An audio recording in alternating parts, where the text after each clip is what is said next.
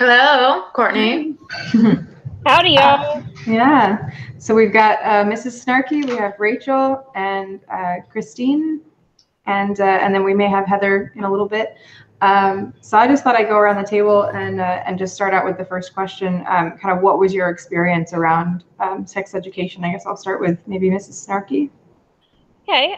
Well, my experience was kind of different because I was homeschooled, and my mother was a nurse, so I didn't get anything from the curriculum as far as sex education goes. Really, it was kind of the abstinence only kind of thing because it was a Christian curriculum. But my mom, being a nurse, she taught me about these things early on, so I was kind of lucky. Mm-hmm. So anything that stood out to you about that, like that it was just really preparing, I guess. Hey, Heather, maybe. Heather? No? Yes? There she is! Hello. Can you hear us yet, Heather? Ooh. This is fun. This is... We'll get her going. You can go ahead and keep talking. Yeah, anything else about that? Well, I really don't know. Like I said, my mom was a nurse. She taught me about the menstruation cycle when I was about 8, and she thought it was very important and imperative for me to know about these things before I hit puberty, and that really helped prepare me for life. And even though when I was a teenager, I wasn't exactly I don't know how to put it. I had some boyfriends, but I knew what to do to stay safe. That's good. So that I think I dodged several bullets. That's good. Rachel, you want to go? Sure. So I didn't get any sex education in school. Well, I had discussions about like bras and how to find your right size and periods and things like that. But I never heard anything about sex or, like anything in that topic. So apparently we have some books that were read to me as a child about, I don't know if it's about like sex or if it was just about like your body's different than a boy's body or whatever, but I don't remember that at all. So it must not have made much of an impression. So I was pretty much in the dark. And what I found out, I kind of found out on my own, unfortunately, or fortunately, I don't know. So it didn't really lead to any problems because I didn't really have any, like romantic relationships. So it was all good, but that could have been bad. So was there a point where you kind of got that education just on your own or in later schooling? Yeah, so when I got to high school and I was 15 or 14, what ended up happening was one of my extended family members ended up getting raped. And I had no idea up until that point, and she ended up getting pregnant. And so I had no idea up until that point that sex made babies. I had heard the word and I thought it was just something that like bad people did. But I was so much in the dark. And it was just this huge like what? And wow. So then I think I tried asking my parents and stuff, but it was just really awkward. So I just started looking up stuff on my own. Thankfully there's a lot of good resources like Lacey Green and I don't know. Yes. Oh, I love Lacey Green so much.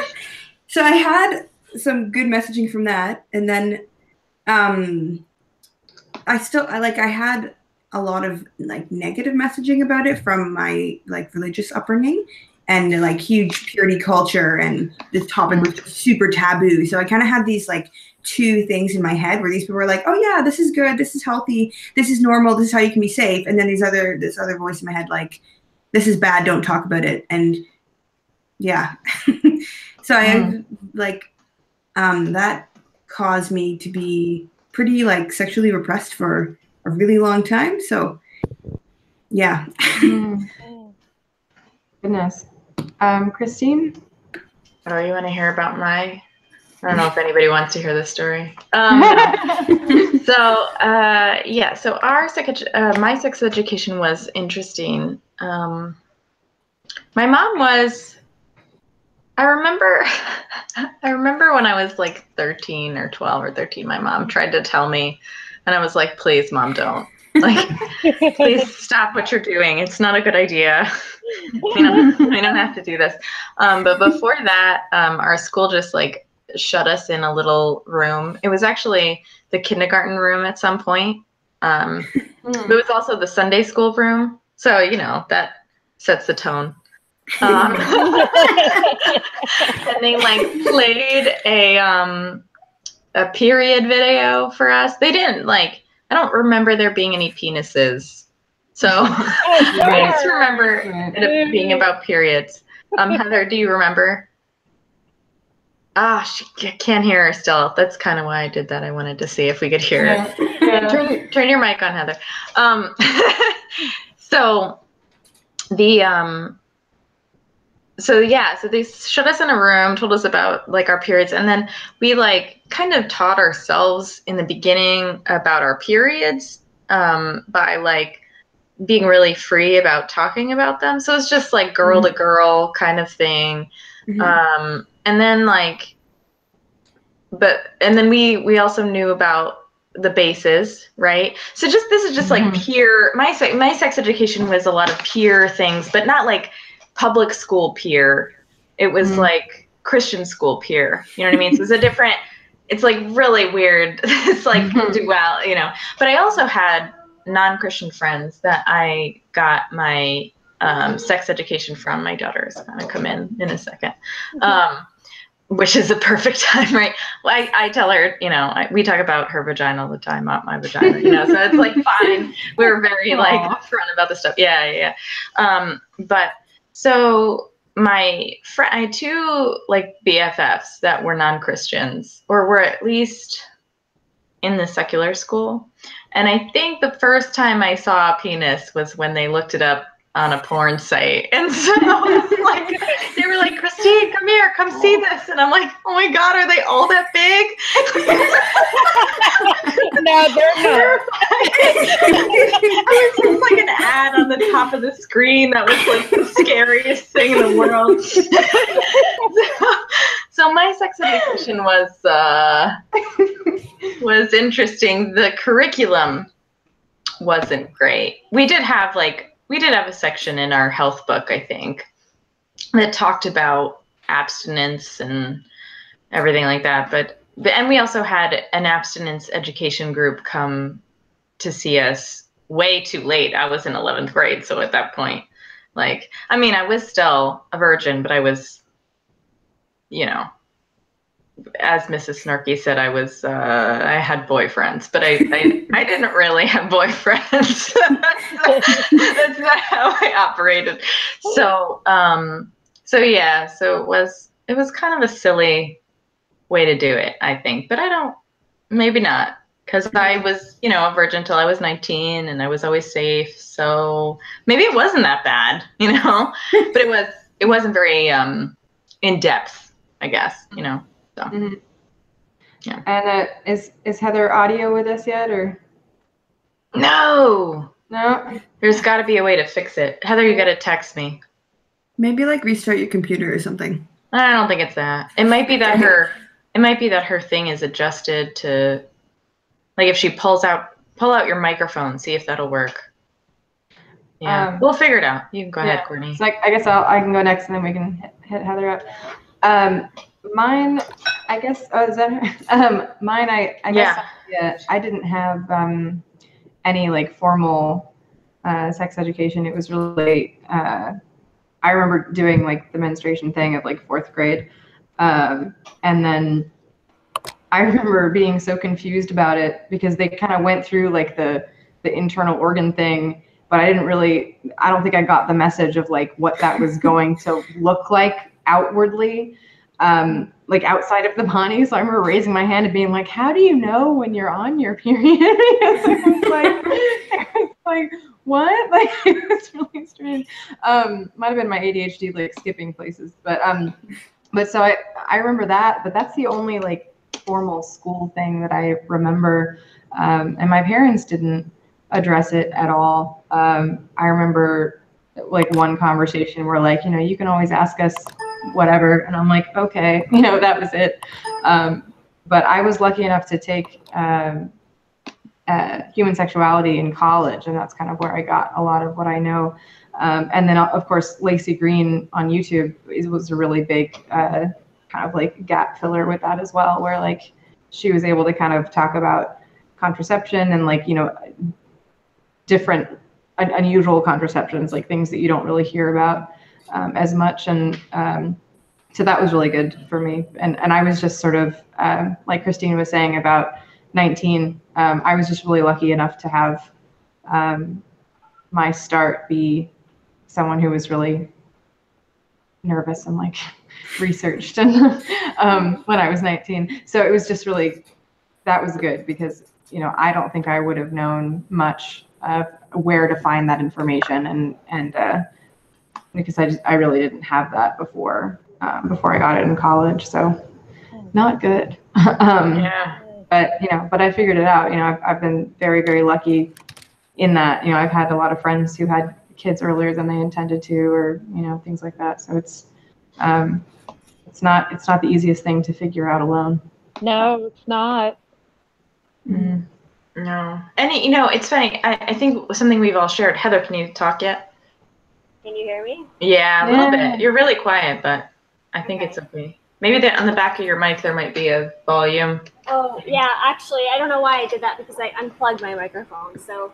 Oh, got it. Oh, okay. So it's just chose the wrong microphone. But I think that's something that we're all saying is like, we're all talking about the physical side of sex education. And this is something that has come up in current events. You know, the emotional side of sex education is also really important. And I feel like we haven't seen that in our education, especially as, you know, well, for me as a Christian, you know, I haven't gotten when you are ready, you know, this is what it should feel like, or this is, you know, this is how you should approach it, or how you should expect the male to approach it, or whatever. We didn't get that. I mean, we didn't even get that as like when you get married. You know what I mean? No one was like, yeah, someday, you know, you have these urges, and those urges are bad. And that's it. They're just sinful and evil and bad. Were you told that about women? Because I remember like hearing like a pastor or whatever talk about like masturbation in reference to men and guys and lust and porn and things like that, but it was never in reference to women. And like I had those sexual urges, and I like, you know, so I just felt like such a freak. Well, it's kind of like assumed that women don't have sexual urges, and that couldn't be further from Maybe. true. Yeah. I mean, it's just ridiculous. Mm-hmm. So it really leaves us in an awkward position whenever we do become aroused. We don't know what the heck's going on. Mm-hmm. Mm-hmm. It's almost like labeling you as like non-womanly. Yeah, exactly. I kind of felt like that because I was like, am I like, do I have like male-ish characteristics because I'm feeling this way? I mean, I know that's not true now, but what was I supposed to think if it was so taboo that I couldn't talk about it? And like, I'm sure all the other women around me that were also feeling this tabooness were feeling the same thing and feeling that they were weird because of it. Yeah, but you can't talk about it because, it's a bad subject. Yeah, I don't know. We didn't have that. I don't think but that's part of that peer education that I was talking about. So I'm not talking about like, so part of some of the adults were like sisters of my peers, right? So that was okay. Like they were a little bit more open about it. There was one woman, and I wish I could mention her name because I really appreciate her. Who was really forward about her sexual nature. Heather's old best friend's sister. Heather, you know who I'm talking about. I just did that. I said that for Heather. And so, so I feel like there were some women who were really upfront about that. And that was nice to have those women who were, but they didn't come along till, high school or something, but that's okay. I'm okay with that. There was really negative ideas of masturbation for the men, and it was just assumed that women didn't masturbate. I don't think there weren't. I mean, there were some women I know that did, younger, at our age. But I didn't. I like waited a really long time before I like tried that. But I started the other stuff early, so it's like kind of backwards for me. So I was pretty young when I started masturbating. yeah, I was 23. I was 23. Oh, yeah, wow. for real. Yeah, for real. Yeah. Heather's here, I think. Oh, can you hear me? Yeah, you're right. You're quiet. I'm quiet. I'll try to yell. I don't know why my volume's all the way up, so I'll just like yell into the screen. That's fine. So Heather, the basic question that we're going around talking about right now is like your kind of experience around sex education, whether it's where you got it in your official schooling or kind of how you got that message and how that experience was for you. Okay, so I also got very little sex education, none from my family, and I went to Christian school, to two different Christian schools, and one was a Catholic school, one was the school that was part of our church, and neither of them were particularly great because, like Christine already explained, we learned about menstruation. And that was about it. I think we had some scary, STDs are terrible and you can die, so a lot of I have a lot of similar experiences to what you all were explaining.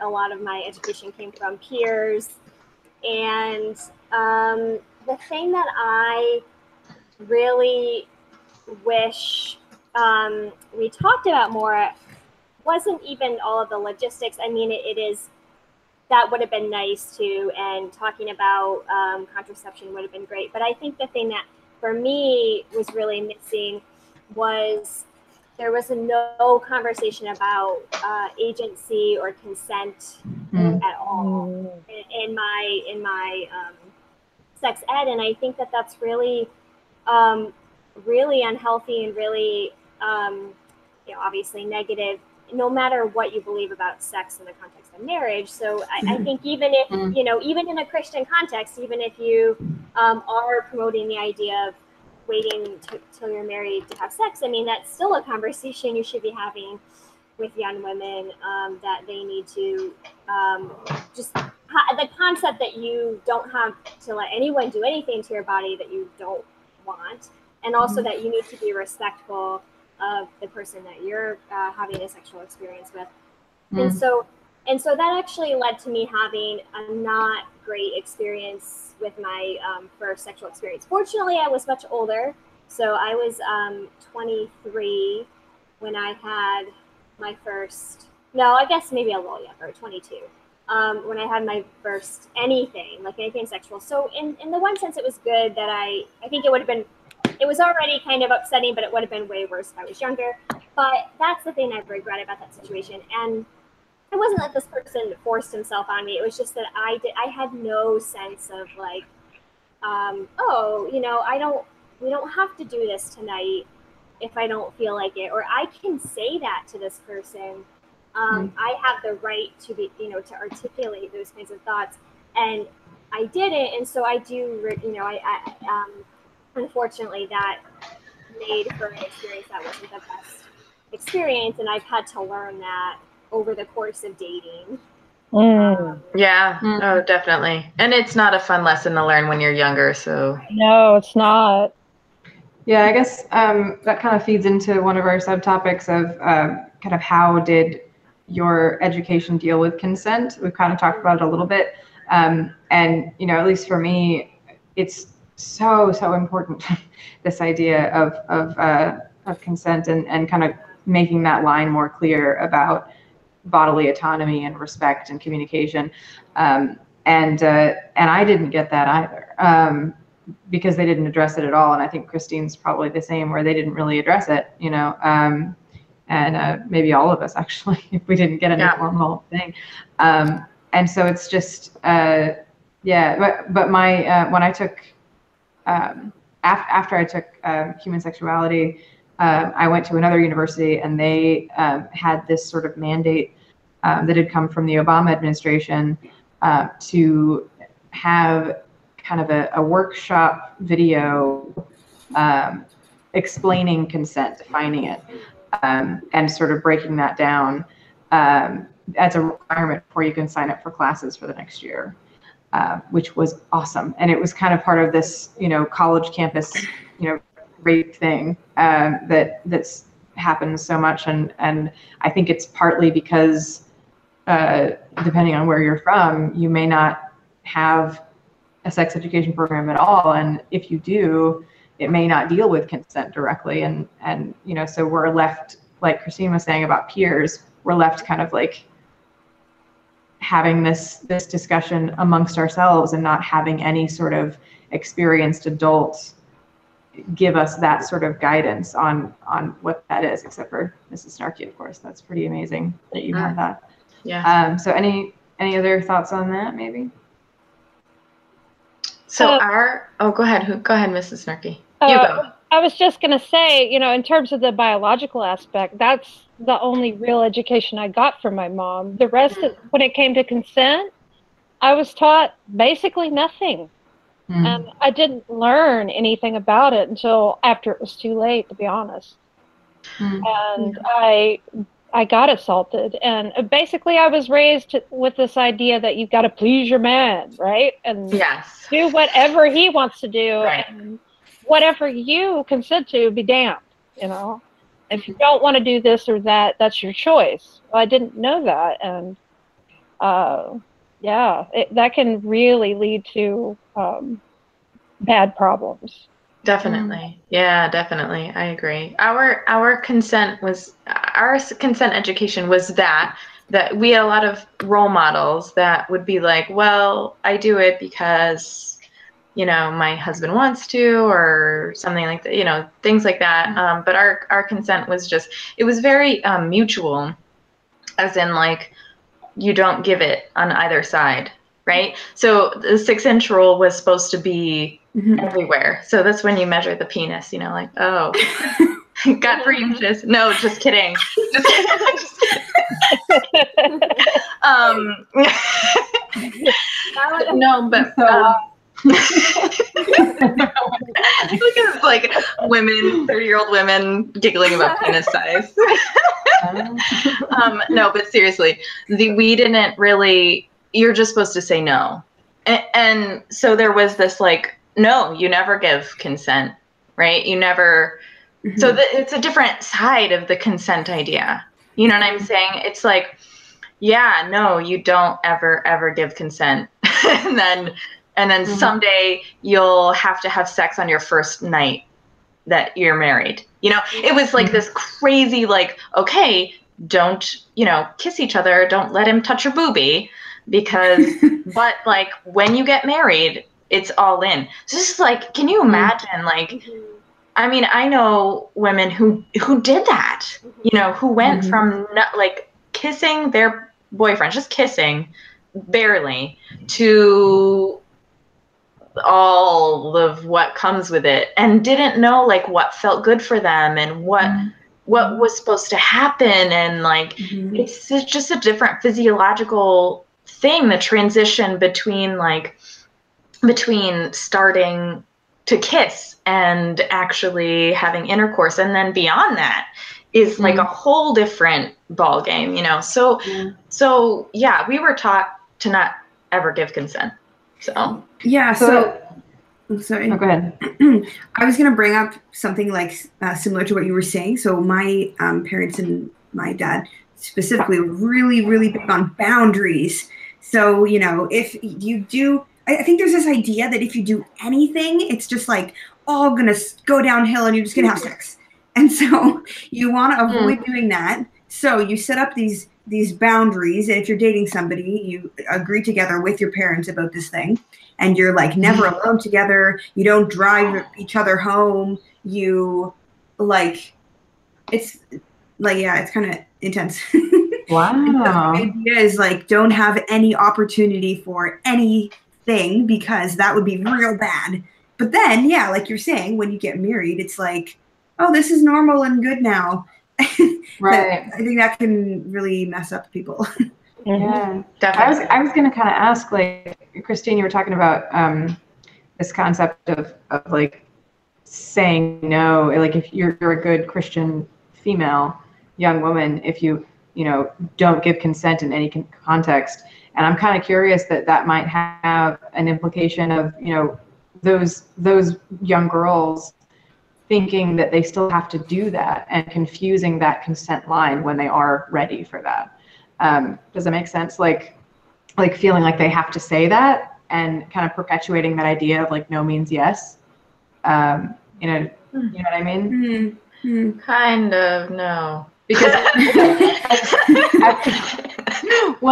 I've kind of heard this from kind of people that come from a religious background around sexuality, that like they felt like they had to still stick to certain rules and kind of stay within those rules in order to have any sort of experiences. And if somebody holds on to that rule more so than some others, then do you mean like they'll feel obligated to say no and say that they don't want it even though they do? Well, meaning like if consent isn't talked about on the female side or the male side, Mm-hmm. Unless it's a context of saying no, then if you have a young woman who is kind of consenting but saying no, like, because I feel like she might feel like she has to say no, right? Well, yeah, like she has to say those words, but she's trying to convey that she doesn't mean that. You know what I mean? Mm-hmm. And that can confuse young men to think that is, what is supposed to happen in like a good Christian situation. That's a really interesting. That's a really interesting point. Yeah. You're like you're exploring the psychology of it, sort of the background of like, okay, so like I'm supposed to say no, but the boy knows, or the guy knows that, or a girl, let's not knows that I'm supposed to say no, and my body is kind of saying yes, and so there's like a lot of confusion there. I don't know how deep the psychology goes there. It probably has, it probably has some residual ideas somewhere, but I'm sure that the larger core things come from something else. You know what I'm saying? I think that probably has a small effect on, but so I don't know. I don't. But I just feel like maybe individually, like that could just be really messy, and feeling like you have to play along with this rule, and that can be confusing for both people involved, and also, let alone this idea of feeling like you're bad for moving forward with something, Yeah. For me, that wasn't a problem. Go ahead, Heather. Oh, yeah, I was just going to say, I think I could see that happening in sort of a broader sense, in the sense that as women, we're still given mixed messages where we, are supposed to be, into sex, but not too into sex. Like it goes back to the whole, we can't be too quote unquote slutty, but we have to still please if we're going in like obviously from a heteronormative perspective, please our man,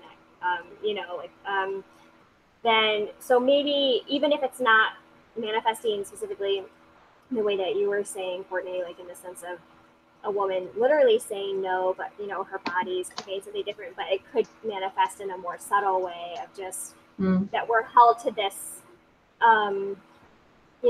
this double standard. I still struggle with this sometimes, just in feeling I don't present in that way. Like I'm really open about the fact that I enjoy sex with my partners, but I still sometimes feel like residual shame about that because, I was taught that like you have to like find this, happy medium. And of course, like men aren't held to that same standard. That's a very, that's like a pressure that our culture has put on us as women. Christian men? See, because I don't know if you're Christian men, at least the men we were, well, okay. I guess that like opens up a different can of worms, but. Yeah. I just think it's different. I'm not saying Christian men aren't also obviously have their own issues related to messages that they receive, but I think this is a thing that's distinctly maybe. So you guys kind of touched on this a little bit, but the kind of like gender. Did you guys notice any kind of gender stereotypes around? I guess since none of you guys had any like official sex education, I guess we can just talk about like the culture around that conversation from you guys as peer group and from adults and the messages you were getting from that, you know, kind of your role as a female and kind of that expectation. Mm-hmm. Well, for me, I didn't really get it, so I'm kind of like curious. You know, I don't think I had much of a difference because it wasn't addressed at all with me. And my religious experience was much more in the home, and they didn't address sexuality at all. So I didn't kind of come out into sexuality with any sort of like gender role expectation per se, other than maybe like the general culture around. So it didn't really have much of a religious context. So I'm kind of curious what you guys experienced. Well, for me, it was, my parents were very, especially my dad, very traditional. And so the air around it was just, you know, you belong in the kitchen, yada, yada. My mom was a lot more progressive, so to speak, but it was kind of mixed messages with her, because she would talk about feminism and, you know, not being bound by these gender roles, but at the same time, her view of men was they should be able to fix cars and do all this stuff. So it was kind of hypocritical. And at the same time, she would also tell me, well, you know, when he comes home from work, you rub his feet and you baby him and you get in the kitchen and make him a sandwich. So it was like, well, what is going on here? So I had a strange upbringing in regard to that. But I still kind of like fit into those gender roles anyway. I do go in the kitchen and make sandwiches. But I mean, for everybody else, though, that might not be their decision. They might want to go out and become entrepreneurs if they want to. You know, women should be able to have the freedom to do whatever they feel compelled to do. Yeah, sure. Definitely. I totally agree. Rachel, I'm interested in this question regarding, like, for you, because you said that, like, men, they talked about masturbation regarding men and then not at all for women. So, like, were men, like, did they think that these men were, like, going to have sex with phantom women? Like, what's the idea here? You know what I mean? Like why is masturbation bad for men? Well, or porn or whatever? Okay, I think my theory is my pastor figured out that there was all these men that were watching porn, and it was just his fixation for like a year or something. Well, I mean, like, so it wasn't like every sermon was on that, but it would always come up. So anyway, that's what I heard when I was a child. Sounds like he wanted to watch porn, and he was mad that they got to do it. I don't know. I think what Christine was kind of asking was like, if maybe I'm wrong, but if the expectation was around, you know, only men have these urges and this problem, then like, and if women don't at all, then who are they supposed to be engaging in this with? You know, yeah, right. Like if women aren't part of the equation at all. Exactly. Okay. Exactly. So I had two things I wanted to say. So I grew up with 4 sisters. So as regards to like feminism and things like that, like we've always been like, yeah, you can do what you want. Like my one sister's a lawyer, the other one's an accountant, and like, you know, we're doing all different things, getting what we want. We're trying to, but we definitely had a lot of input about like dating and what that should be like. And men were kind of a foreign species because I didn't have any like close male friends. I mean, at certain points I did. But anyways, it's just so cute. I'm sorry. Foreign species. Thanks. What was the other thing you were talking about? Men being the only one with urges. So I think that I'm not sure exactly where this came from, but I think the messaging that I received was that any sort of sexual urge should be like heavily controlled, like internally. So you should just like repress it and try not to think about it, and like really pray that God takes these things away. And I think the idea was that like men struggle with that, and they didn't say anything about women struggling with that, but you know, I did. So I think that's kind of the whole point behind this like boundaries thing, and like all that. It's all related to like sex is really bad, and we're just to avoid the bad, we're going to just hyper control it and try to just push it down and push it away. So I think the idea is kind of that women are just like not sexual creatures. Like you just don't feel these urges. And I basically pretended to be asexual, like for a really, really long time. And like I was feeling these urges and felt like I was a bad person, whatever. But I just pretended that I didn't, and pretended that I knew nothing about sex. And I was very good at pretending, because my sisters, we'd talk about things and be like, oh, well, Rachel, you don't know anything about that. And I did. Yeah. Yeah. Interesting. Is it okay if we take a moment to address some of the things that have been said in the chat? Yeah, sure. Okay. Bring them up. Yeah, the Godless Iowan says, as a former Christian man, it was much more emphasized that women would try to lure you away from the faith with their sexuality. And it was simple for a Christian man to have premarital sex. But it was seen more of a sin on the part of the woman who lured the man away from his godly desires. Really? Like Adam and Eve, yeah. I wonder how Adam and Eve, yeah. Yeah. It's like that. It's like that classic gender role. Yeah. Wow. That makes sense. I've heard that before on like abstinence only videos where like it's I think maybe that difference is, you know, our experience is what adults were telling us girls, and then what adults are telling guys is sort of almost the same thing, but just sort of reversed, so that we're both avoiding it altogether.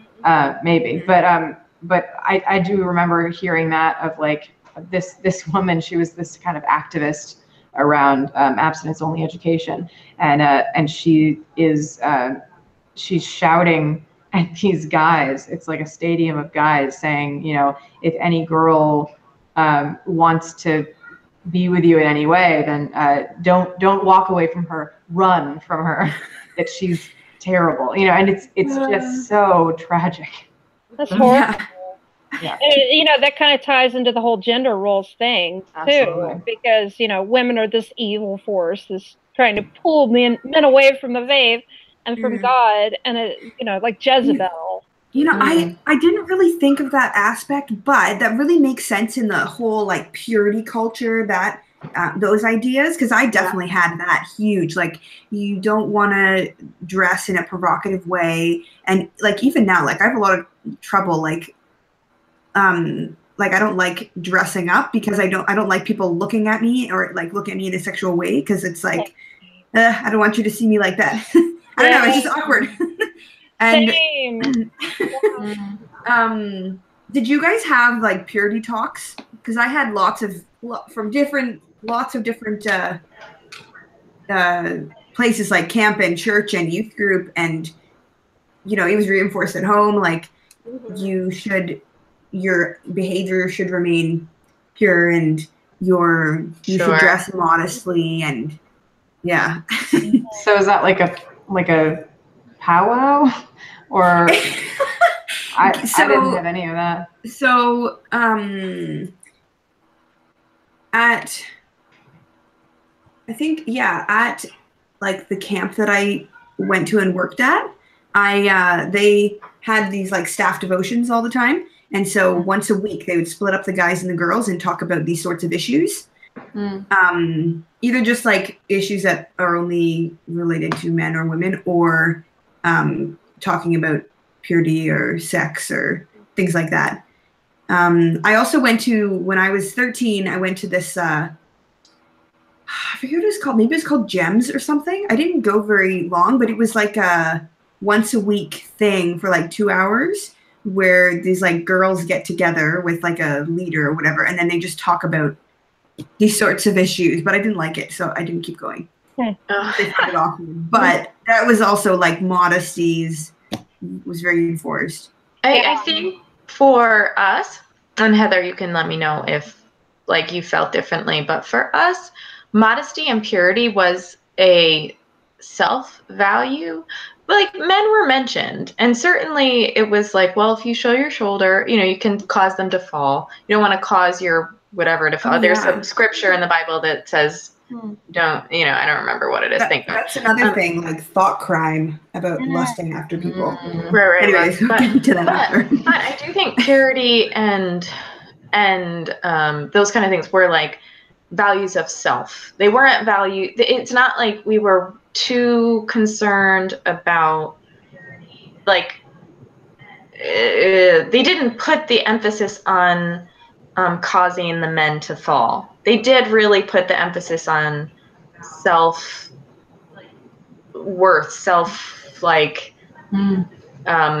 Interesting. so yeah, for me at least. Yeah, I think for me there was I think it was interesting because there was that, what Christine was saying is true. I definitely experienced that too. Like there was that side of it, the sense of like self-worth, like our worth is in God, not in what men think of us. And I think that was actually a positive thing, and something that I've had to work towards essentially rebuilding after I've lost my faith. Like, okay, my self-worth isn't in God, but I still need to have that, build up that sense of self-confidence and self-esteem. But I also did get the other, like the more negative side to it. I did experience the idea that, like, if aren't we shoulders or something, that men would be looking at us. And there was this weird, I've actually talked to my sisters about this, and so maybe obviously not everyone in our church experienced it in the same way, but my sister tells a story about how she got in trouble for doing a ballet dance in our church one time because she was in a leotard, and she was like, the way it was framed is it's actually really creepy. It was basically like, oh, all the elders, like these older men in our church, are going to be staring at your body. And my sister, thinking back to now, Snarky's face. Snarky's like so freaked out. Really I've heard that too. Yeah, and I did too. I mean, I had this idea of like older men, like just like being really predatory. But then like the burden is on us. I mean, that's the problem. I mean, it is good to be aware of predatory men exist, but to be told that they're men in your church and that it's your fault. Yeah. So wait, I am not the men in your church. I have to interject. Let me interject. I have something to say too. Okay, me first, because mine is crazy. So I visited we're all going to know what this led to after I say, I visited my aunt when I was 17 or 18, and I had a really high slit on a dress that I was wearing. And my aunt said, my husband might think that. And I'm like, whoa.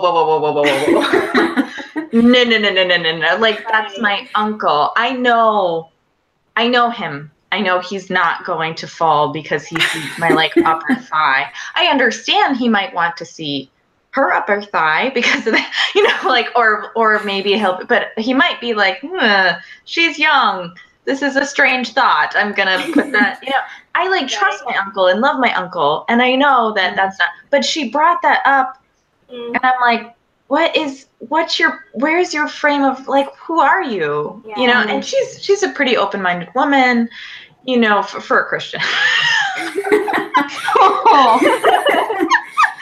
I guess for the traditional Southern belle that she is, Southern Christian, that she is. But that was appalling. That was crazy to me. So I totally, go ahead, say what you're going to say, Rachel. But so I was told that if you're wearing something and you wouldn't want to wear it in front of your grandpa, you shouldn't wear it. Oh. I hadn't thought about that until now, but that's kind of creepy. It's a less like provocative idea than like these people are going to be distracted, like, you know what I mean, like like a term of modesty. So I was taught that men are visual and women are not. I don't know if it was like women are more like touching or whatever. I don't know, but men are visual and women are not. So if you wear something that's going to make a guy think things, and yeah, it's like you're distracting him from Jesus or from what he wants to do, and you kind of internalize that, like, oh, I don't want to distract anybody. Yeah. And I remember like praying, like, oh, I don't want to be a distraction to the guys that are behind me. Like, how messed up is that? How awful is that, to put just so much weight on your shoulders as a woman? And speaking of self-worth, Purple Rums with Orange set up in the chat that I think that is why any woman who had sex outside of marriage was considered a whore, I guess a whore, I guess that's what that means. And the assumption that they would only have sex if a man was giving them something. So that kind of ties into the whole self-worth thing. If you're wearing something provocative, then you're automatically a whore and you're trying to get something out of men as if they have something that we want, right? But yeah, be nice. They are the other half of the population, sort of. Yeah. I mean, that's just assuming that that's our goal. I mean, maybe we're not after something. Maybe we just want to get off too. Right. Right. And maybe we want to dress. I mean, this is something I've embraced recently. Like, I like to show off my body in the clothes I wear now, not to get attention, but because I feel more confident. And so I've gotten more confident about wearing, like Rachel, I relate to what you were saying. Like, for a long time, I still felt weird about wearing anything that was like slightly lower cut or like too short because of my background. And so that's actually a recent thing, I would say, in the past couple of years, that I'm just sort of owning wearing clothes that make me feel sexy for me. So it's also a problem to assume that we're only doing that because we're desperate for male attention or attention of other women, sexual attention, generally. And when in fact it can really be, it's like wearing high heels. When I teach, I always wear high heels because it makes me feel more confident. Yeah, maybe we just want to feel pretty. I mean, that's a healthy thing, I think. Yeah, not only is it kind of demonizing that idea of wearing what you like just for your own sake, that kind of like the needs of the flesh kind of thing, but also this idea that that no matter what you're wearing, it needs to be for others. Like, it's not about what you feel like wearing. Right. It's about not only how it affects others, but it should be like for others, which is really strange. It is. And once again, the whole weight of the world is on our shoulders as women, and that's one of the things I don't like about the gender roles thing, is how it creates that kind of dynamic. And we're already stressed up. We're all stressed out. Men and women, we're stressed out. We already have enough tension and things like that. We don't need to add to that. Yeah. So, Heather, you were kind of talking about this same idea of kind of women having the onus be on them to kind of like avoid being desired, and like you have like the male predators or they're perceived as predators, and it's not like there's no ownership of that behavior on their part. It's all on you of how you're distracting them. So I kind of wanted to go around the table about that. If you guys got any messages like that as well. Kind of one of our subtopics was sort of like gender roles in like a negative sense. And kind of if you had anything affect your relationship around sexuality that kind of transcended that, even after you lost your faith.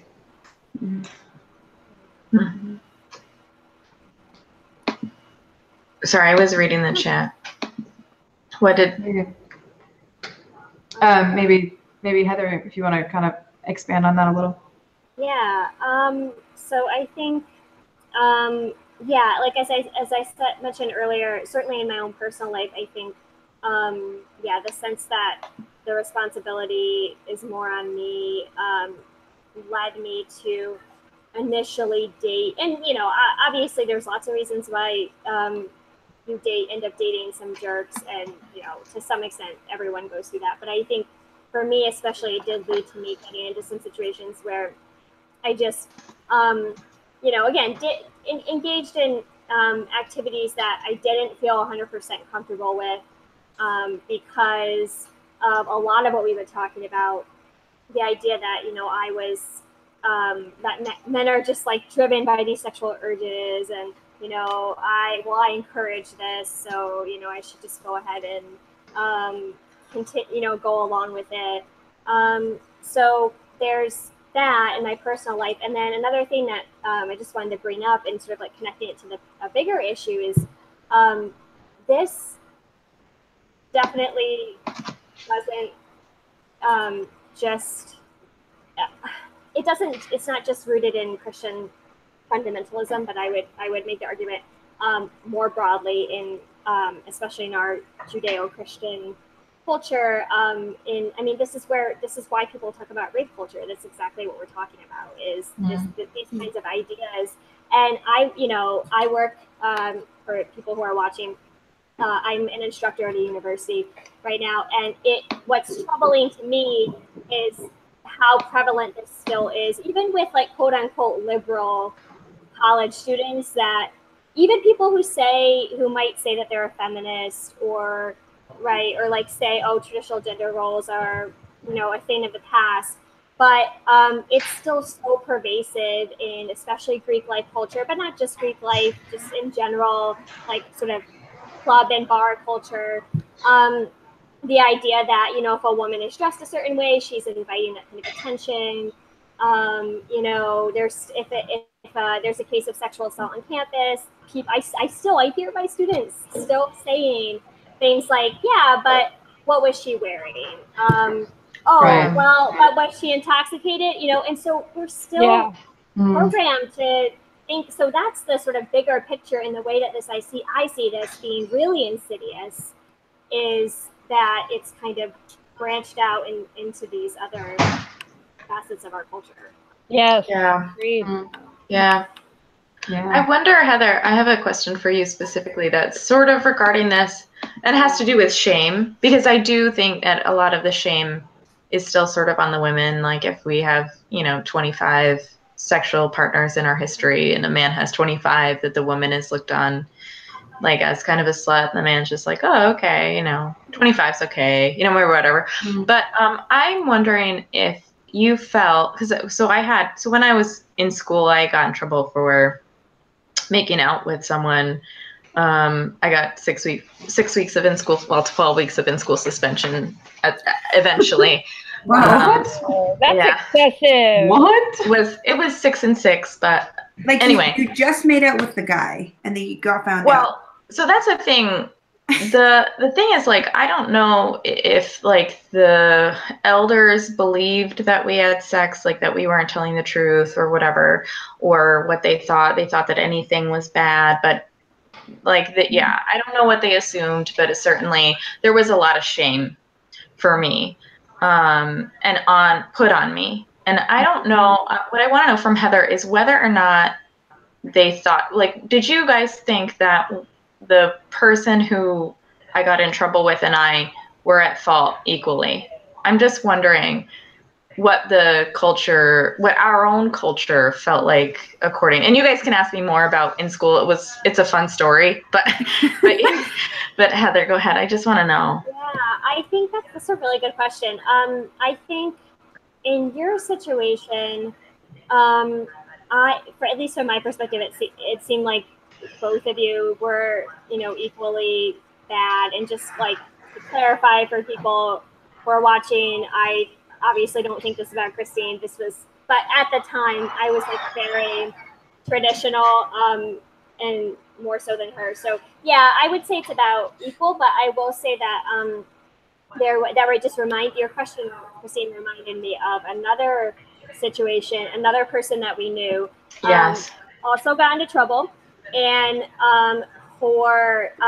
and this really impacted me. She got in trouble for basically performing oral sex, right, on a guy, and our pastor talked to all of us at the school, and this girl was there, And I distinctly remember him saying, what a shameful act that was, because that's only something that people do in porn.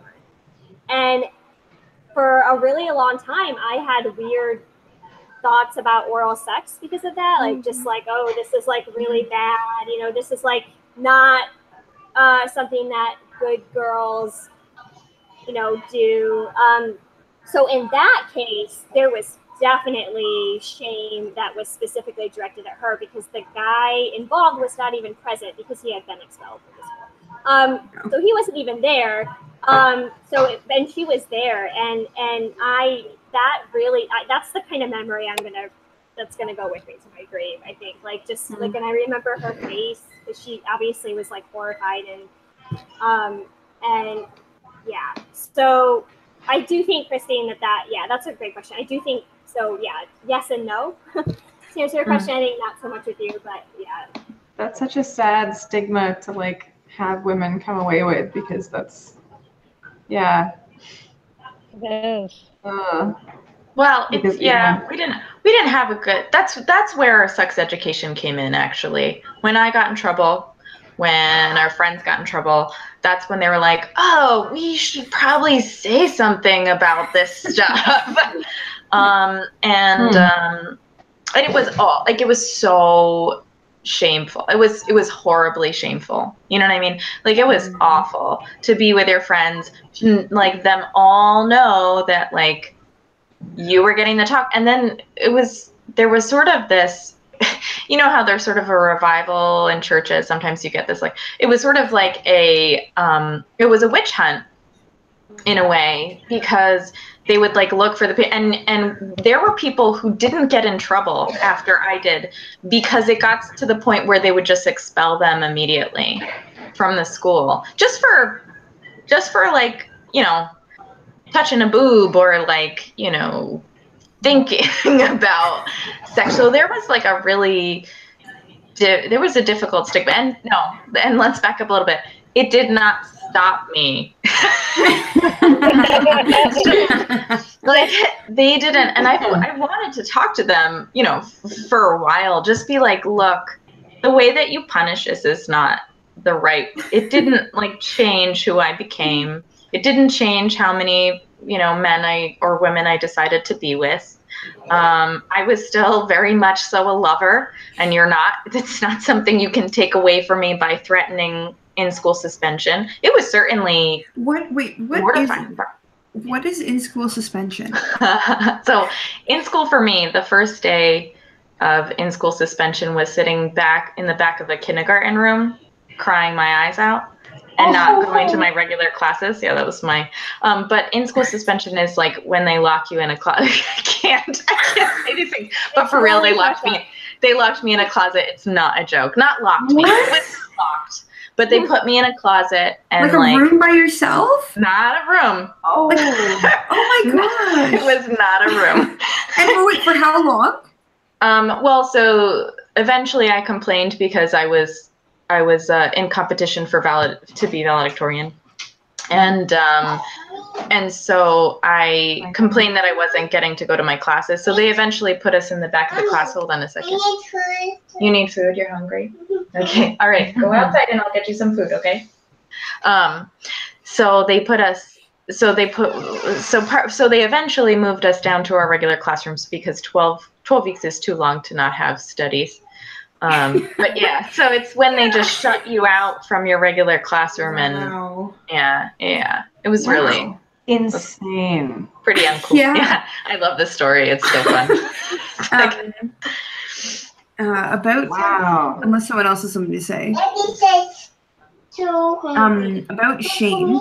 I hadn't really thought about this until now, but when that family member that I mentioned got raped and got pregnant, I can't imagine the amount of shame that she must have felt, because they like told me and my sisters, and like their family all knew, and just like, and I didn't really get details of what happened, but I remember them talking about how like, so we're not really sure like if she was at fault or not, because like her sister was close by and she didn't make any noise, and there's a verse about how like if you're in the city and you don't yell, you're culpable.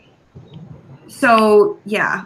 Oh. So I just can't even imagine the amount of shame that she was feeling. And I didn't think about that till now, but Oh my God.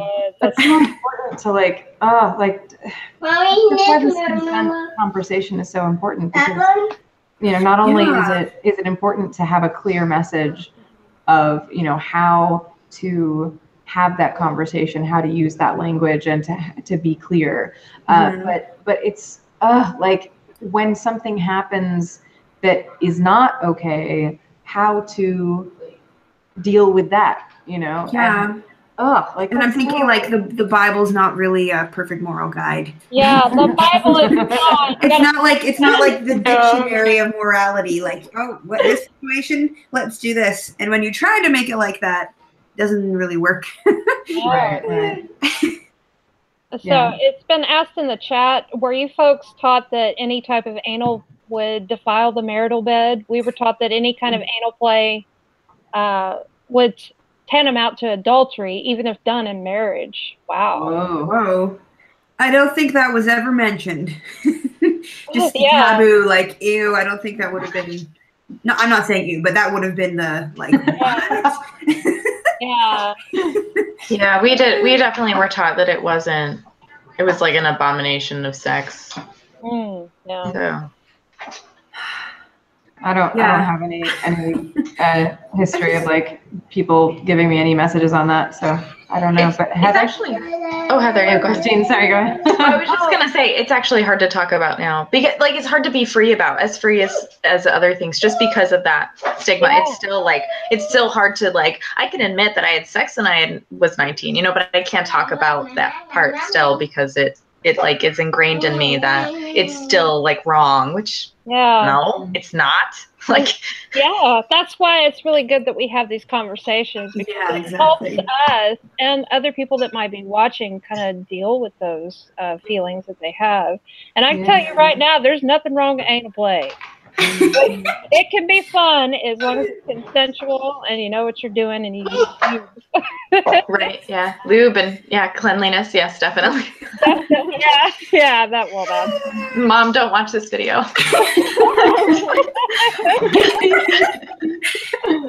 Oh no. But you guys I feel like there's another conversation here happening about this residual guilt and maybe even just shyness about having open conversations, or really, and especially like, with partners and things, being able to have those discussions and be open to what comes up for you or for them, or what you feel like having a part of your relationship. So I guess that I think I can't tell how much of it is female and how much of it is my religious background about being shy about coming out and saying things in a plain language and not finding some creative, prettier, dressed up way of saying something. There's all sorts of things that that in my history I've found more sweet, less provocative ways of saying to get that point across. And I guess that's at least my experience. But some of you guys seem to have had some like really extreme relationships with like gender stereotypes and gender roles. So I guess maybe you guys can touch on that, how it kind of residually affects you now in your behavior. I was thinking that I would be like more shy and not wanting to talk about this stuff, but I don't know. I feel fine right now. So like two of my friends that I chat with all the time, they're both guys. Like sometimes they make like sexual jokes, and I don't know whether to join in and joke around with them or not, because it's like, I don't know if that's like from my past or if that's just like regular, like from the culture, or I don't know, because if I join in, then I don't want them to feel awkward, but like, so yes, there's some residual awkwardness. Well, For me, it's mostly like I'm kind of the rebellious type, so it's kind of I just make jokes and I break the ice and bring it. Obviously, right? You know, I'm not shy about these things, and I think that's kind of having that rebellious spirit has kind of helped me break free a lot. But I can understand how it can be difficult to move beyond because not everybody's like me. I'm crazy. So no, you're awesome. Oh, now. I think also for me, I don't know how to joke around like that. Like, I don't want to like try, and then it'd just be super awkward, and like it'd be apparent that I'm trying. Oh my goodness, Rachel, that's everything regarding sex. Okay, that's all. Just try it, and you'll get better. Yeah, I agree. I think the more you do, the more you can engage with that banter, and feeling like you can be in a traditionally male space, because that's really what that's about. And there's no reason why you shouldn't be able to participate in those kinds of conversations. And I'm lucky because I do that all the time with my friends now. But I will say the residual thing that I've had to deal with, and I'm much better now, but it definitely carried over for a while, is just in being assertive about my own pleasure during sex, because that's something that's also related to this conversation, which is I certainly growing up was taught in subtle, all sorts of times not so subtle ways that, sex is just about, traditional intercourse resulting in a male orgasm, right? And so I didn't, there was no conversation about like, female pleasure is just as important, and you need to, and that just like men can be assertive and say like, this is what I like, this is what I don't like, that we can say that too, and so I've gotten much better at that. But that was hard for me to break out of that mold of just sort of letting the guy take the lead, and say what he likes, and then I just kind of go along with it. And that's really important too. I do. Oh, go ahead, Heather. Finish. No, finish. I was just gonna say, I think that goes back to what you were saying, Rachel, about just like practicing and getting more confident about being in that situation and being able to be blunt. I do. I agree with Heather too. That well, she was alluded to this just a little bit. That men definitely are allowed to like be verbal and be aggressive about what they want, and women are not. They have to like figure out a way to like sneak it into the whole thing. You know what I mean? So feel comfortable to be more aggressive about. I think that a lot of my sexual experiences when I was younger were not good. They were with people who I didn't want them with. They were people who coerced me into like doing certain things. And I think that if I was allowed to have a louder voice, that I would have been able to recognize that it was okay to say no and be assertive about it. Whereas like I had one person once said to me, well, you let so-and-so do it. And I was like, like, right. Yeah, for real. And it was like really, and I like didn't know, you don't know what to say at that point. You know what I mean? You're sitting and then you're taught that like they're essentially allowed to have that aggressiveness because it's just puberty. It's okay. They're like just going male hormones. Right, male hormones, right. And you're not allowed to like be more assertive about that. And so like I think that it needs to be pointed out that you also are allowed to be aggressive in both directions, not in the no consent directions, right? But you're allowed to like just explore yourself and what you want. And I think that that's really important. You know what I mean? It is. And one thing I would like to add too is that there are a lot of men out there that like assertive women. They like hearing what you want done to you. So that kind of communication is important. And another thing too is with this whole with masturbation being taboo. That's so horrible. What a thing to do to women. Yeah. Yes. How are you going to know what you like if you don't masturbate? Please masturbate, ladies. Do it. Yeah. It's healthy for you. Yeah, definitely. And I think, you know, other things outside of that sort of like missionary intercourse kind of thing, like a lot of, I think that perspective of there being kind of one way to go about doing things in a Christian, and I'm sure other religious perspectives, that, you know, that sort of leads to women having a much lesser experience than perhaps men, and I'm sure it goes both ways. But you know, there are things that don't happen for women as easily. And there's me using my flower language again. It's harder for women to orgasm. There you go. No. Let's make Courtney say it. Come on, Courtney. You can do it. Well, yeah, that you know, for a lot of women, oral sex is like the first or the only thing that can make orgasms happen for women. There's okay, yay, thank you. But, so because It's all right. It's part of the process. Yes. the healing process.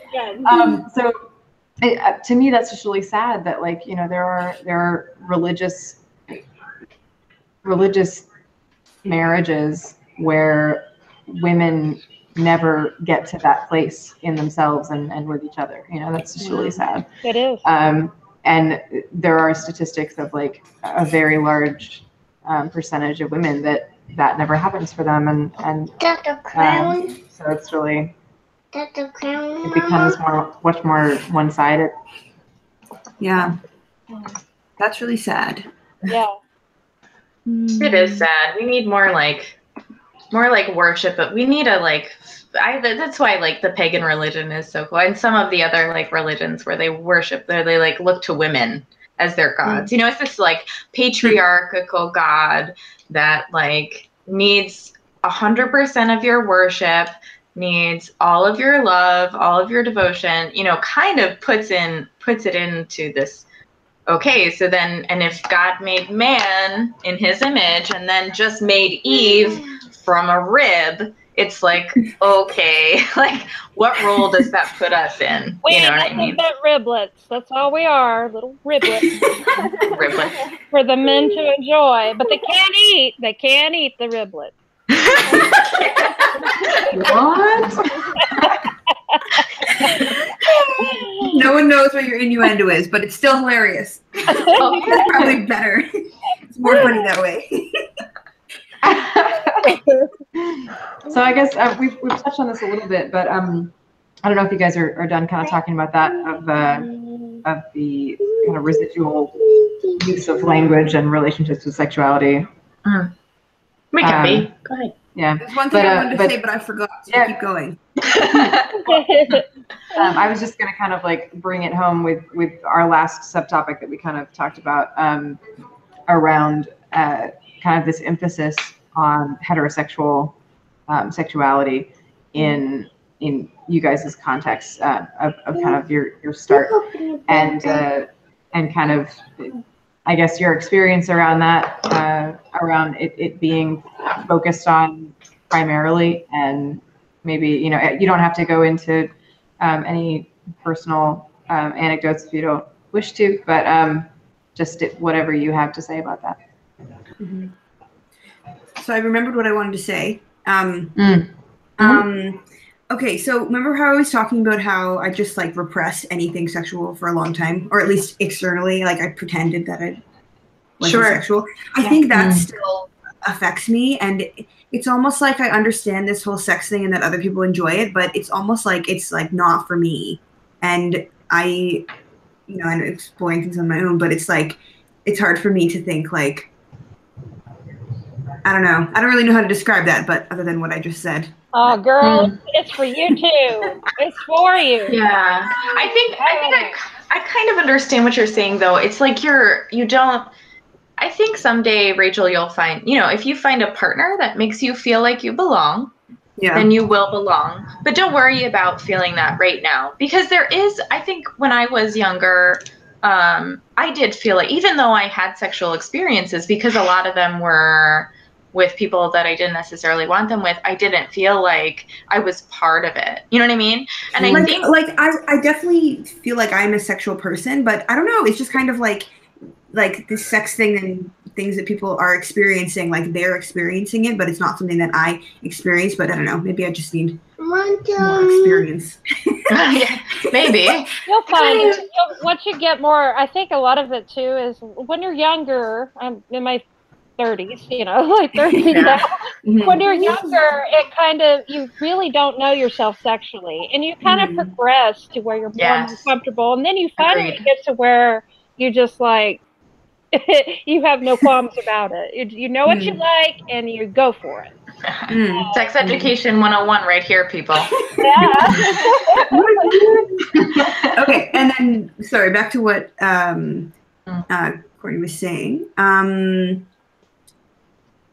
Yeah, it was definitely like straight is like the only way, and yeah, I believed, like, when I was a Christian, up until even like 2 years ago, like I thought that homosexuality was wrong because the Bible said it was, but I didn't see any other reason why it would be wrong. So I had this conflict, and I had like like the two ideas in my head. Like I had met gay people, and they said, well, yeah, I don't have any choice, and I had heard people say like it's totally normal and whatever, but I don't know. I went with what the Bible said rather than what I thought.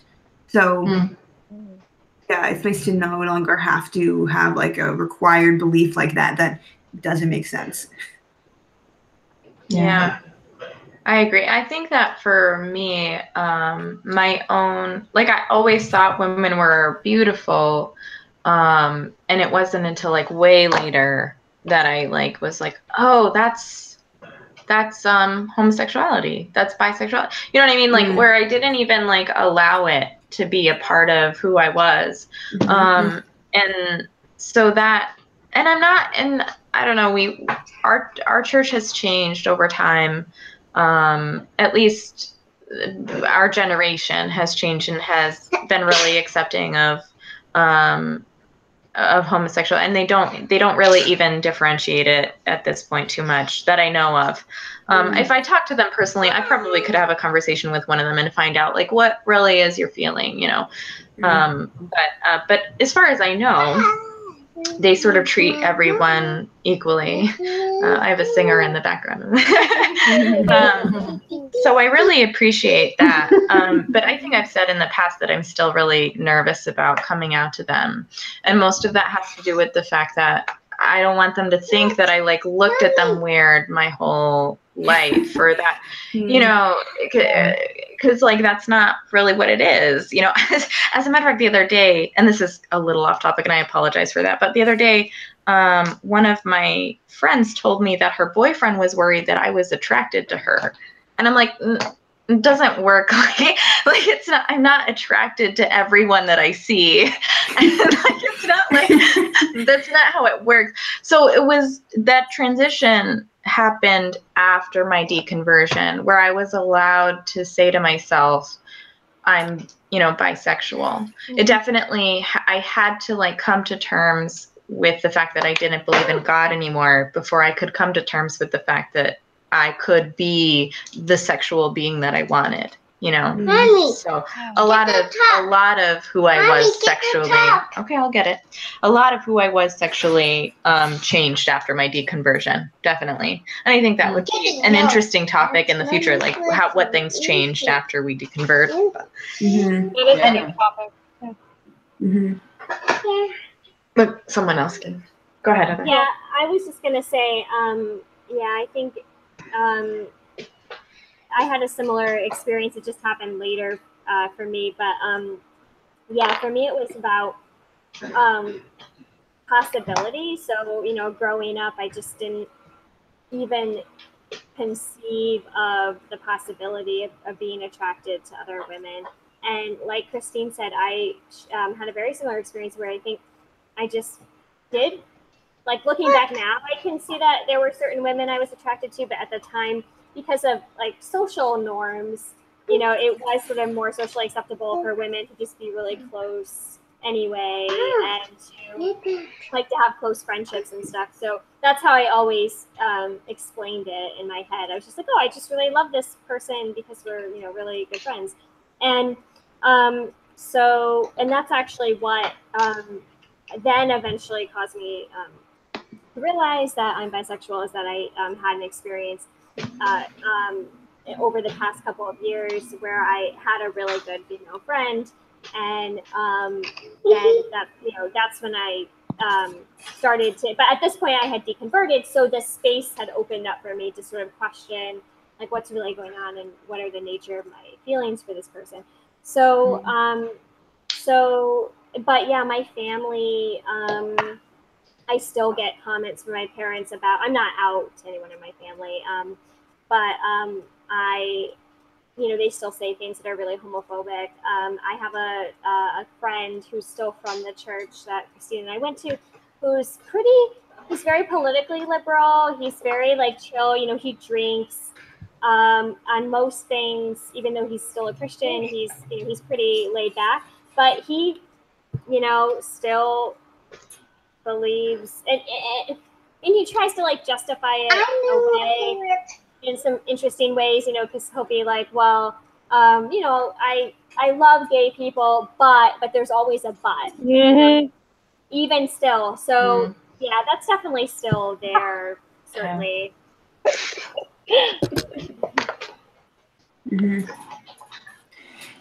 Mrs. Snarky, use the chat for appropriate conversation. Yeah. It was an emergency. I swear it was. No, but my experience was, you know, I'm also bisexual. So, and I thought for a long time, I was raised by basically homophobes. So for a long time, I was really conflicted. And stop doing that.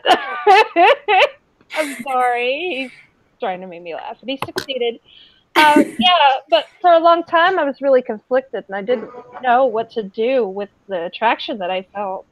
And one day I just decided, like, I deconverted when I was, or at least it started when I was 15. So I had plenty of time before I actually tried sex with a woman and a relationship with a woman. So, and it was strange at first. It took me a while to figure out how, like, for years I wondered, how would that work mechanically? Then I figured that out. And yeah, so it was really good once I was able to be who I was and to explore that portion of my life and myself. And so yeah, I encourage anybody who's having those feelings to at least explore it and not to feel guilty about it, because it's normal. If it's who you are, it's who you are. There's nothing wrong with it. Yeah, I remember, so I don't know, I think I'm at least somewhat bi too. And I remember before, like, I would explain that by saying that like, people are turned on by things that are sexual. And so if women are like dressed sexually or whatever, then that just makes everybody turned on, right? Well, you know, if you're turned on by women, you're turned on by all women, right? So I think if I told that to anyone and they knew about, they were like as in the dark about that as I was, then they might have been like, yeah. But I don't know. I'm still kind of figuring all that out, but it's like, there's no more like shame about what I feel or what I think or my reactions or whatever. It's just kind of like, oh, I'm experiencing this. Like, that's interesting. Good. And, you know, there's freedom to explore now.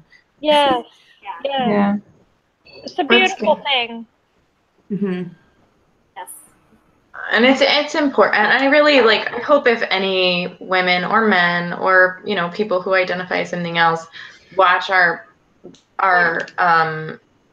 our stream, I hope they realize, or at least the message that I want to send to them is that, like, it's okay to giggle. It's okay to, like, be uncomfortable. It's okay to talk about it.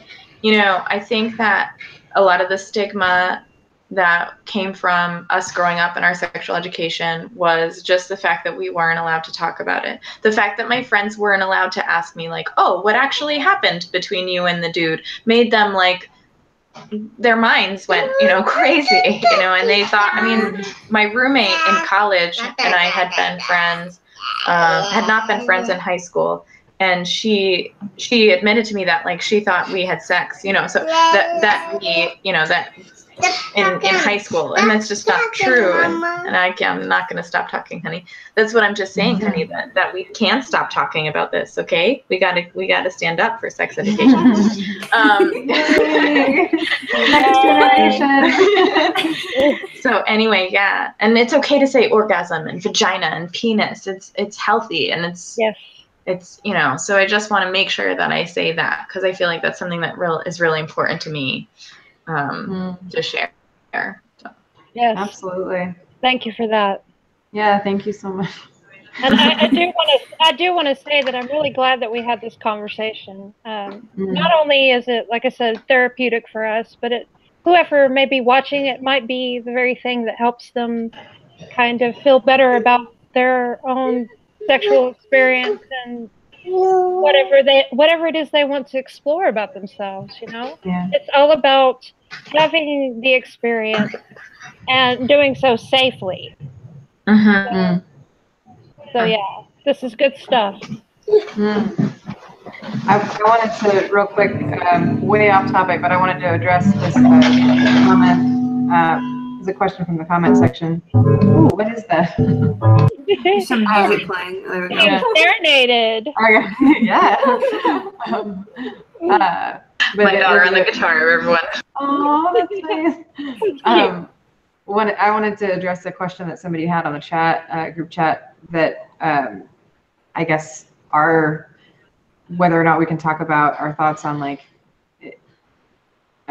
Islam and sexuality rather than Christianity. And at least for me, I feel like this talk is kind of about, like, our personal experience with this and kind of Christianity specifically, just because that's our background. So I don't know if it you guys might have anything to say on it, but I thought I'd address it just to let them know, like, what this is for, more so. But you guys are welcome to comment if you'd like to.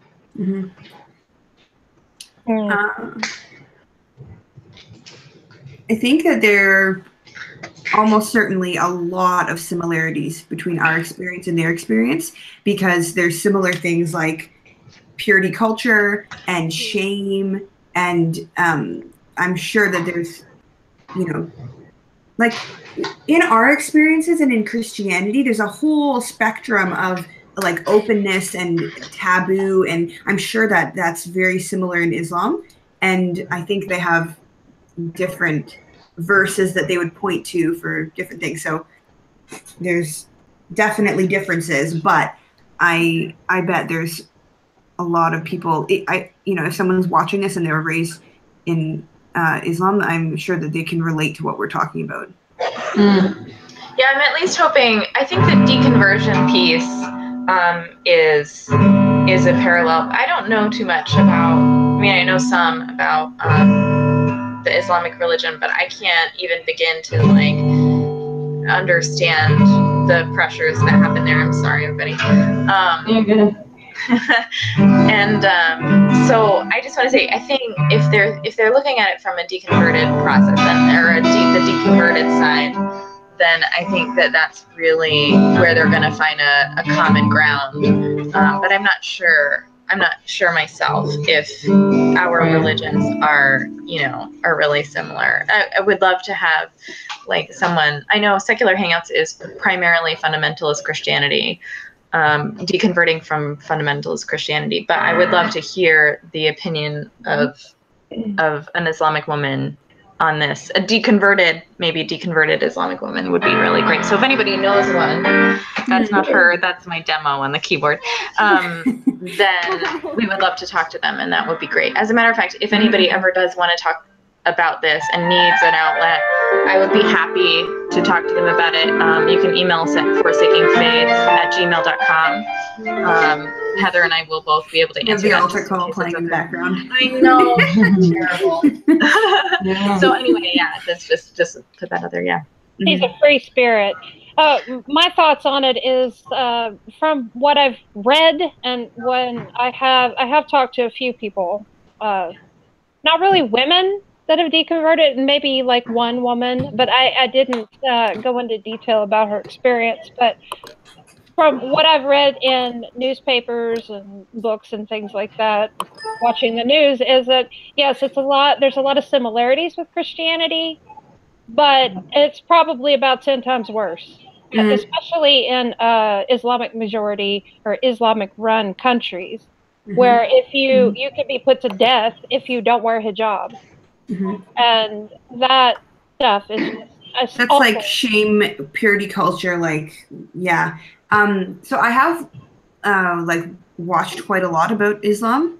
Not that I'm an expert or anything, but I've seen quite a lot. So if people are interested in those sorts of stories from women who have deconverted, if you look up ex-Muslims of North America, there's some panel discussions that you can find where there's women that are talking about their experiences, kind of similar to what we're doing.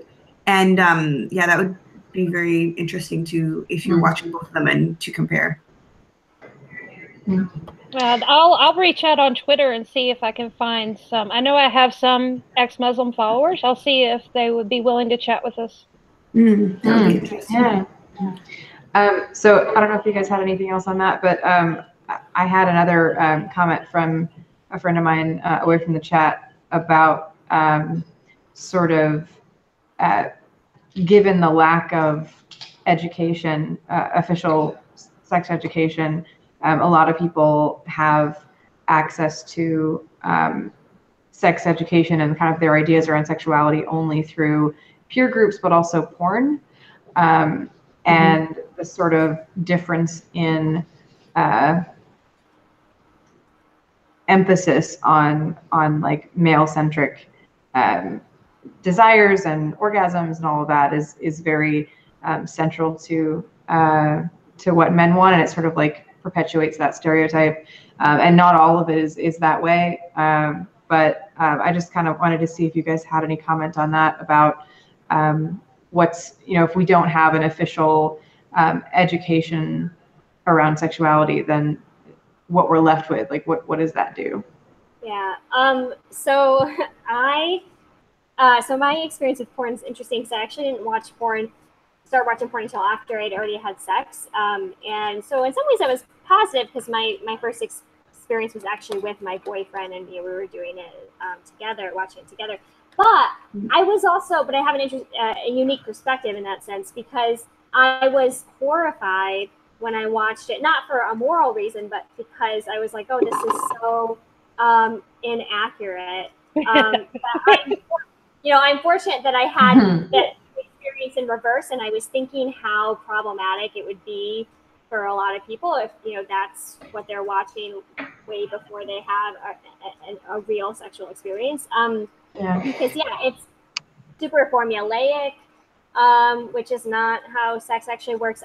As Courtney was saying, it's very there is actual female-friendly porn, but you have to look kind of hard because and any of the main porn sites, if you go to female-friendly category, you're still going to find things that are ultimately revolving around the male orgasm. Very rarely still are there scenarios in which you see a guy putting a condom on. It's just still, and again, the climax is still often like male orgasm. So yeah, my thoughts are, I totally agree with the comment that you got, Courtney, whoever that was, that can be really, I can imagine that it could be really problematic if you're, if that's how you're trying to get your sex education because you're not getting it from a reliable source. Yeah. Can you guys still hear me?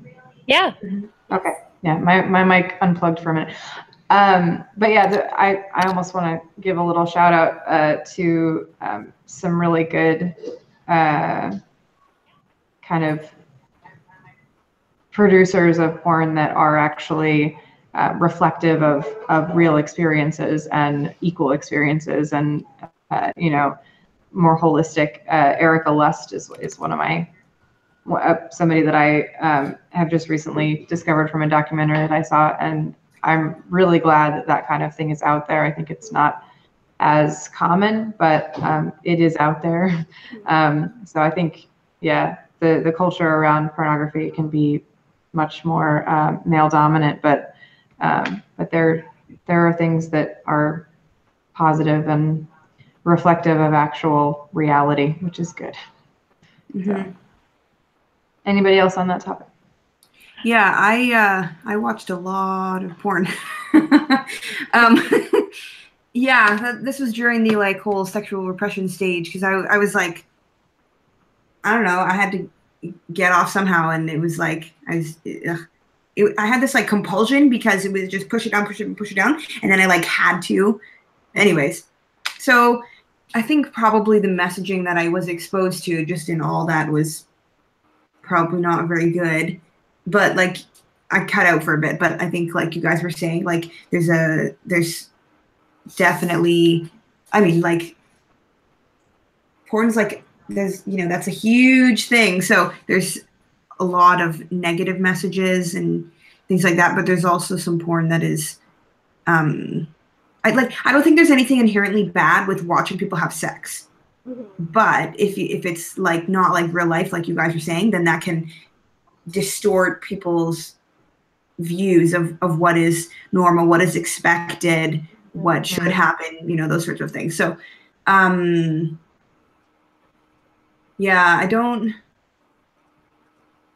probably getting some sort of formal sex education or just some like people in real life talking about it and saying that it was normal, rather than just this like thing that I did that was my like secret sin. That would have been good. So it is normal. Yeah. Yeah.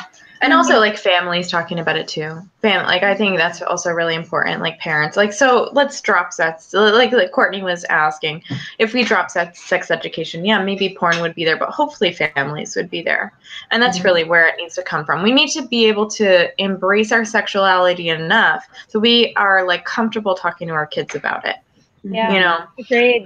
And whether our sexuality is asexuality or, hetero or homo or whatever, it needs to be like, oh, like this is, I am actually not comfortable with sex and these are the reasons, but there are some people who are, and I think that embracing who you are as a sexual being is really important for that. So I think that we could get by without sex education if it was not a stigma, right? If it wasn't such a, I think we don't need our schools to do that. I mean, now there's certainly two camps and we could debate about that all day, but if we have the people around us who will help educate us, then that's the more important thing, and maybe some people don't have those people around them. So I think that's where, we have to step in and make it, but that stigma should drop that, that stigma, removing the stigma is what's going to be. Yeah. Well, until that stigma is dropped and, we have parents and families that are involved, then I think sex education is important. Yeah. So, Oh, and this was a question I think I asked all of us before, right? That I was going to bring up in the chat, how hard it is for Christians who are open-minded and progressive to talk to their kids about sex. Because what do you say? Do you give them condoms? Probably, yeah. You probably still should, right? Yeah. Even though it's against your religion, you need to like look at like what would Jesus do? I mean, if he knew they were going to have sex, he would give them a condom. Yeah. He would happily change the plastic bags into condoms, you know? So yeah, exactly. Like, it's a party. I mean, I don't really condone this, but here. Yeah. I just think this view, like, I don't think they, and it depends on who the parents are, but I think a lot of Christian parents think that their children will not have sex, and they'll just wait till marriage and whatever, and they're just kind of pretending, or they're just oblivious to that fact. They don't want to think about it because it's so taboo, and they just want to assume that kids are little angels because they raise them that way. But I don't have any illusions about that. My daughter's my daughter, and I know what I was like, so I'm not even gonna risk it. She's just, you know, she's gonna get that education. She's gonna have. I told her, whenever you become sexually active, come to me and talk to me, and I'll get you whatever it is you need. So, put it down. It's so good. That's awesome. Yeah. I think, like, sorry. Like, well, no. Yeah, go ahead. I think that, like, preteens and teenagers are awkward enough about this stuff. So I think it's really important that the adults in their life are just, you know, like, yep, this is normal, and just open to talk about these things, or even just bring it up, because they might not want to talk about it. But just having that conversation line open, you know, I think that's so important. Yes. Yeah. It is. I think I was just going to say that that's a good point about that sort of religious ideas around sexuality is so kind of prescriptive. They have, you know, this one way of being, and it's just kind of unfortunate. It's definitely unfortunate that, you know, that's why there's this, you know, sense within religion of you don't need to prepare children for this future knowledge that they're going to need, because they won't need it, because God has a plan for them, you know.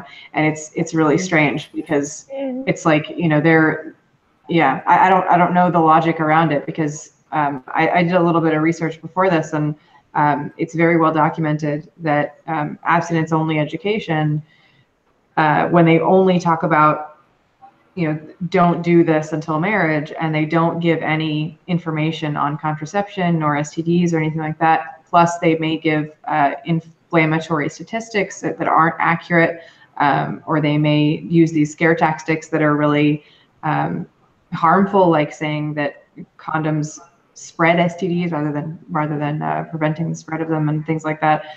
That these kind of programs cause much higher rates of teen pregnancy and STDs, and, you know, along with negative stereotypes around gender and shame and guilt and all of these things. But just statistically, as a society, if you focus on abstinence-only education, you will have higher rates of teen pregnancy and STDs, and more so than having sexuality not addressed at all in schools. No program at all, you'll get less, let alone a comprehensive program. And so it's just really unfortunate, this mentality that we have, that Christianity is the best way to go. And that, you know, this idea of sexuality is the best one, and yet it hinders us from protecting kids and informing kids, and not giving them all this, like, complexes around sexuality. And it's just sad. Yeah, this is the thing that really baffles me, is anyone who has ever told a kid of any age not to get in the cookie jar. Like, you know, if you tell somebody, no, don't do that, over and over again, it doesn't work. It kind of makes them want to do it more, you know, because it's more exciting that way. Yeah. So, this is Snarky is talking about my my high school. Okay. You know, that's just human nature. Yeah. If you ignore that, then it's at your own peril. It's at your kid's peril. Right. I'm thinking that if you think about the moral system that's set up by Christianity, at least in my upbringing, it was very much things are moral because somebody tells you that they're moral. There's like external morality given to you rather than it coming from you. And so I think if you shouldn't have sex because somebody tells you to, not because of any consequences or anything. There's not a lot of like thought put into this. It's just like, don't do it because we're telling you to, then yeah, I don't think that works. And you asked about like the logic behind it. So my thought about that is that sex and like control around sexual urges and that sort of thing is a huge aspect. And I think that a lot of Christian parents have struggled their entire lives with being a sexual person and thinking that that's bad. And so I can totally see why there would be motivation for them to avoid talking about it. Like I can see in a sense where that's coming from. Yeah. This kind of cycle of a religious relationship with sex perpetuating itself through generations and not being able to have these conversations because you never got that when you were younger. That's a really, really good point. Yeah. Yeah. Right. Yeah. Well, at least for me, I'm going to have to go soon. Yeah. We've been on for an hour and 45 minutes. Thanks everyone for staying with us. Yeah. So I guess, unless anybody had anything else to add, I guess we can kind of go around and do plugs and things. Sure. Starting with maybe Heather.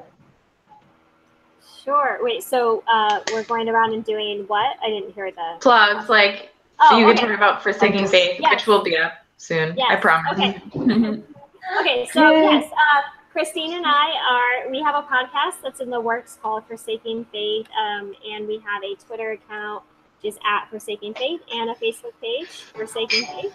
And you can email us forsakingfaith@gmail.com and look out for our announcements because we will have our podcast up soon. And I also want to put in a plug to help promote another person that we've got to know on Twitter, which is a guy named Steve Hilliker who has his own podcast. It's called Voices of Deconversion. It's really cool. It's basically he just interviews people who have deconverted, and he interviewed me. So that link is also up on our Forsaking Faith's Twitter and Facebook page. But also, if any of you listening or on this Google chat are interested, he probably would love to get more people to interview. So you could always contact Forsaking Faith and we'll give you his contact information. Mrs. Snarky? Yeah, I'm Mrs. Snarky. Subscribe to me. Short and sweet. I'm Mrs. Snarky. At Mrs. Snarky on Twitter. And my channel name is also that. And mainly I talk about New Age and stuff like that. I also do interviews. And sometimes I talk about religion, but hopefully I can expand my topics. So this is really good. I also did want to add that I think this is an amazing lineup we got here. We got a great group of women, and I'm glad that we've come together to discuss these things because they're important. Mm-hmm. Yeah. I feel the same. I'm excited about, really great conversations. Yes. Rachel. Yes, I agree. It was really great talking about this. Thanks, everybody. All right, so you can find me on Twitter at RachinReality, and on YouTube, I'm Rachel in Reality. So I guess we'll put a link below. Me and two of my friends are starting a Bible study. We already did 2 episodes, so they're really long and boring, but if you want to read through the New Testament with us, you can come and watch. And I will hopefully be putting out some like scripted regular YouTube content videos. Probably I'm thinking around fundamentalism and just different aspects about my former beliefs, or other things. I'm not quite sure yet. We'll see. Yeah. Look forward to that. Yeah. Christine, are you able to? Yeah, I can. Yeah. I might have a background, singer, but that's fine. So we're doing a podcast for Forsaking Faith. Should be up. I'm editing. I've been kind of on a burnout recently with all of this, but I'm back. So that should be up soon. And then I just want to say Secular Hangouts is also, where we're hosting is something I want to talk about a little bit. So as anybody who's out there who, needs people to talk to, we have private Secular Hangouts and we have public Secular Hangouts. Just gives people a place to deconvert and to explore their journey of deconversion. And to either share it or not share it.